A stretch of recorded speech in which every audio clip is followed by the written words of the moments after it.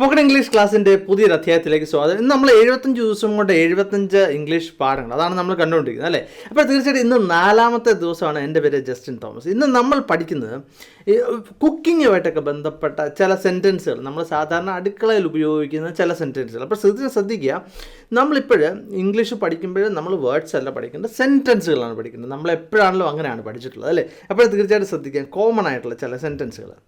പാലും മുട്ടയും നന്നായിട്ട് അടിച്ച് ചേർക്കുക. അപ്പോൾ ഇതെങ്ങനെ പറയുന്നുള്ളതാണ്. നമ്മൾ സാധാരണ ബ്രെഡൊക്കെ പൊരിക്കുമ്പോൾ അങ്ങനെ പാലും മുട്ടയും ഒന്നിച്ച് അടിച്ച് ചേർക്കാറുണ്ട് അല്ലേ. അപ്പോൾ അതെങ്ങനെ നമ്മൾ പറയും? ഒന്ന് ചിന്തിച്ച് നോക്കിയേ. Beat the egg and milk till well blended. ശ്രദ്ധിക്കുക, ബീറ്റ് എന്നുള്ളതിന് അടിക്കുക എന്നുള്ളൊരു അർത്ഥമുണ്ട്. ഓക്കെ, ഇവിടെ മുട്ടയും പാലും കൂടെ അടിക്കുന്നു അല്ലേ. Till well blended. ഈ വെൽ ബ്ലെൻഡഡ് എന്ന് പറഞ്ഞാൽ നന്നായിട്ട് ചേരുന്നിടം വരെ എന്നാണ്. ഇനി പകുതി വേവ് ആകുന്നതും വരെ ആ പച്ചക്കറികൾ തീയെ വയ്ക്കുക.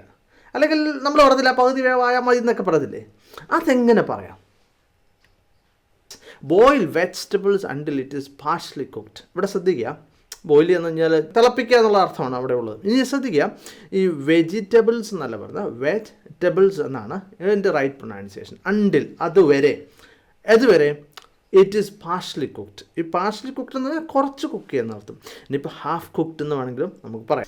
സബോള നല്ല സ്വർണ്ണ കളർ ആകുന്നതിനും വരെ വഴറ്റുക. നമ്മൾ സാധാരണ സബോള വഴറ്റുമ്പോൾ നമ്മൾ പറയാറുണ്ടല്ലോ, ഈ സ്വർണ്ണ നല്ല ഒരു ഗോൾഡൻ കളർ ആകുന്നതിന് വരെ നന്നായിട്ട് വഴറ്റി കഴിഞ്ഞാൽ നല്ല ടേസ്റ്റ് ആയിരിക്കും അല്ലേ.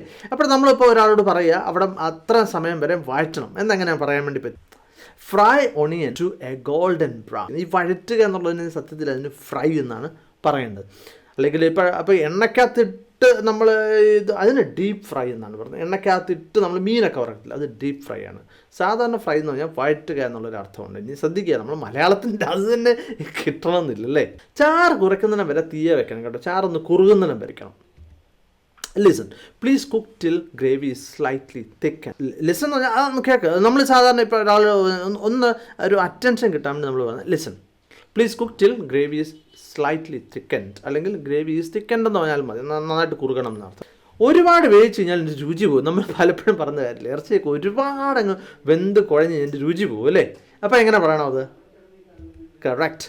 Over cooking ruins the taste. ഇവിടെ ശ്രദ്ധിക്കുക, റൂയിൻ എന്ന് പറഞ്ഞാൽ ഇല്ലാതാക്കുക അല്ലെങ്കിൽ മോശമാക്കുക എന്നൊക്കെ അർത്ഥമാണ്. ഓവർ കുക്കിംഗ് ഒരുപാട് വെന്ത് പോയാൽ എന്നുള്ള. ഈ മാങ്ങ ഒന്ന് പൂളാവും ചോദിക്കും നമ്മൾ. Can you cut the mango into slices? Can you cut the mango into slices? ആ പൂളുക എന്നുള്ളത് സ്ലൈസ് ചെയ്യുക എന്നല്ലേ പറയുന്നത്. Cut the tomatoes in half എന്ന് പറഞ്ഞാൽ രണ്ടായിട്ട് ടൊമാറ്റോസ് രണ്ടായിട്ട് കണ്ടിക്കുക എന്നാണ്.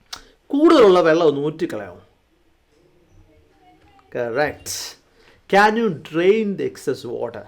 അല്ലെങ്കിൽ നമുക്ക് ചോദിക്കാം, Can you drain off the excess water? ഇവിടെ ഡ്രെയിനും അല്ലെങ്കിൽ ഡ്രെയിൻ ഓഫും. ഡ്രെയിൻ ഓഫാണ് കൂടുതൽ. ഇതൊന്ന് ഇഞ്ചി വെളുത്തുള്ളി പേസ്റ്റ് ആക്കാവോ, അല്ലെങ്കിൽ ഇതൊന്ന് അരച്ച് പേസ്റ്റ് ആക്കാവോ? ഏത്? ഇഞ്ചിയും വെളുത്തുള്ളി നമ്മൾ പലപ്പോഴും ഉപയോഗിക്കുന്നതാണ് അല്ലേ. എങ്ങനെ ചോദിക്കാം? Correct. Can you grind together ginger and garlic into a paste. Grind എന്നുള്ളതിന് പൊടിക്കുക എന്നും അരക്കുക എന്നുള്ളൊരു അർത്ഥമുണ്ട്. രണ്ട് അർത്ഥങ്ങളാണുള്ളത്. ഇപ്പോൾ നമ്മൾ grind ginger into a paste എന്ന് പറഞ്ഞാൽ ആ ഇഞ്ചി ഒന്ന് അരക്കുക എന്നുള്ള അർത്ഥം അല്ലേ. ഇവിടെ ക്യാൻ യു എന്ന് ചോദിച്ച് നമ്മൾ ഒരാളോട് ചോദിക്കുകയാണ് അല്ലേ. Grind together cloves and cinnamon into a powder. Okay, ഇവിടെ ശ്രദ്ധിക്കുക, സിനമൺ എന്താണ്? കറുവാപ്പട്ട അല്ലേ.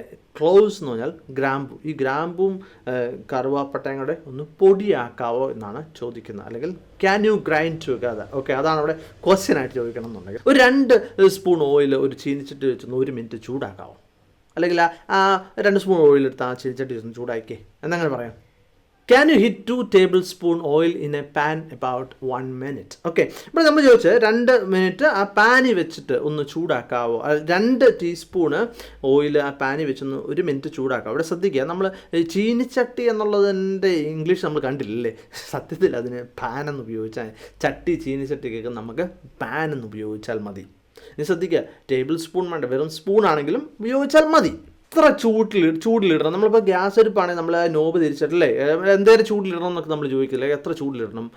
ഹൈ വേണോ, ലോ വേണോ, അതോ മീഡിയം വേണോ എന്ന് നമ്മൾ എങ്ങനെ ചോദിക്കും? നമ്മൾ ചിലപ്പം അതിന് ചില പ്രശ്നങ്ങളൊക്കെ ഉണ്ടാകും പറയും അല്ലേ, ലോയിലിട്ട് ഉണ്ടാക്കിയാൽ മതി എന്ന്. Correct. How much heat? High, low or medium? സിമ്പിളായിട്ട് നമ്മൾ ചോദിക്കാം അല്ലേ.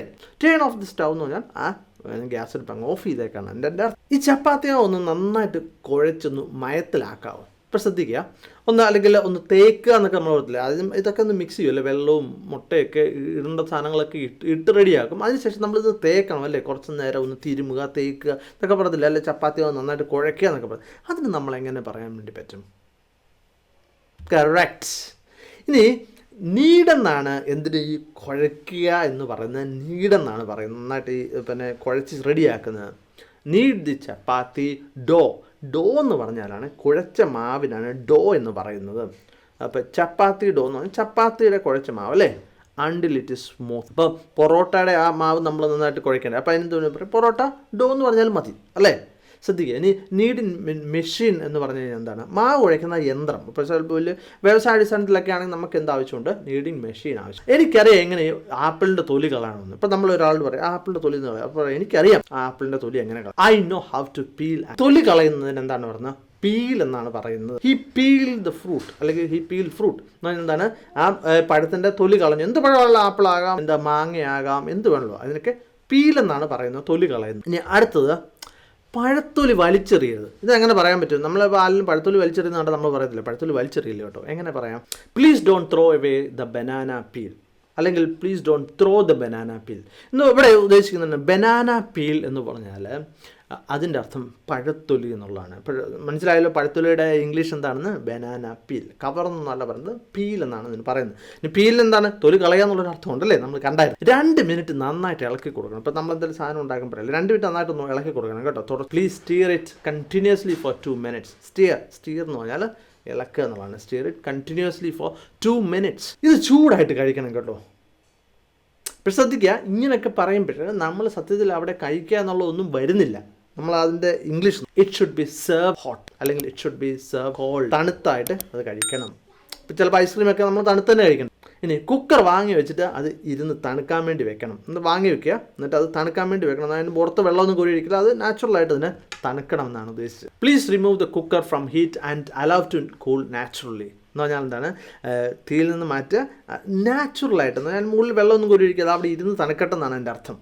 Remove lid. ലിഡ് എന്ന് പറഞ്ഞാൽ എന്താണ്? അതിൻ്റെ മുകളിലത്തെ ആ അടപ്പാണ് lid. Remove the lid. Remove vent weight. Vent weight എന്ന് പറഞ്ഞാൽ ഇതിൻ്റെ കുക്കറിൻ്റെ ഒക്കെ മുകളിൽ നമ്മളൊരു വിസിൽ എന്ന് പറയുന്ന സാധനം വെക്കത്തില്ല, അതിന് വെൻറ്റ് വെയിറ്റ് എന്നാണ് പറയുന്നത്. ഇനി ആ പാത്രമൊക്കെ ഒന്ന് കഴുകി വെക്കാവോ? നമ്മളിതെല്ലാം കഴിച്ച് കഴിഞ്ഞ് പറയത്തില്ല, ആ പാത്രമൊക്കെ ഒന്ന് കഴുകി വെക്കാവോ? Could you please do the dishes? ഇവിടെ പാത്രമില്ല, കഴുകലും വന്നില്ലേ. പക്ഷെ ഇങ്ങനെയാണ് പറയുന്നത്, പാത്രം കഴുകുക എന്നുള്ളതിന് ഡു ദ ഡിഷസ് എന്നാണ് പറയുന്നത്. Okay, could you please do the dishes? ആ പാത്രമൊക്കെ ഒന്ന് കഴുകി വെക്കാവോ? അപ്പോൾ തീർച്ചയായിട്ടും നിങ്ങൾക്കിത് മനസ്സിലായെന്ന് ഞാൻ കരുതുകയാണ്. നാളെ നമുക്ക് 5ാമത്തെ ചാപ്റ്ററുമായിട്ട് കാണാം. ശ്രദ്ധിക്കുക, നിങ്ങൾ പഠിച്ച ഒരു സെൻറ്റൻസെങ്കിലും നിങ്ങൾ താഴെ കമൻറ്റിൽ എഴുതുക. Thank you very much for watching and God bless you.